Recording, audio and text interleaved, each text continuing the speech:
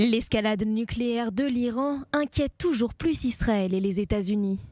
Le conseiller à la sécurité nationale des États-Unis, Jake Sullivan, a accueilli ce lundi à la Maison-Blanche son homologue israélien Tzachi Hanegbi, le ministre des Affaires stratégiques Ron Dermer et une délégation israélienne.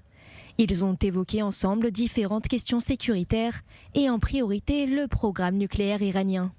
Les responsables ont examiné avec une grande inquiétude les progrès du programme nucléaire iranien et ont affirmé leur objectif commun de renforcer davantage le partenariat de sécurité de longue date entre Israël et les États-Unis. Cette visite à la Maison-Blanche intervient dans le même temps que la réunion du Conseil des gouverneurs de l'AIEA, l'Agence internationale de l'énergie atomique.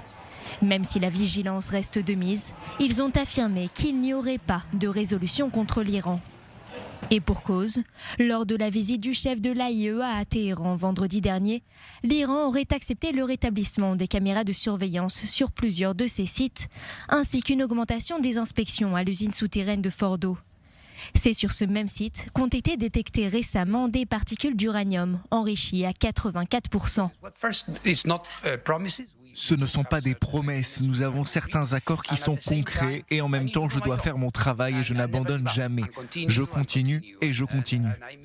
Cette visite de Raphaël Grossi a ravivé les espoirs de l'Iran concernant une reprise des négociations pour animer l'accord de 2015. Les États-Unis de leur côté se montrent plus vigilants. Le porte-parole du département d'État américain Ned Price a appelé Téhéran à prendre rapidement des mesures concrètes et à coopérer pleinement avec l'AIEA. On a trop vu par le passé l'Iran faire de vagues promesses sans suite. Par ailleurs, Raphaël Grossi a rappelé son objection à toute frappe préventive israélienne sur les installations nucléaires iraniennes et qu'une telle attaque constituerait une violation du droit international.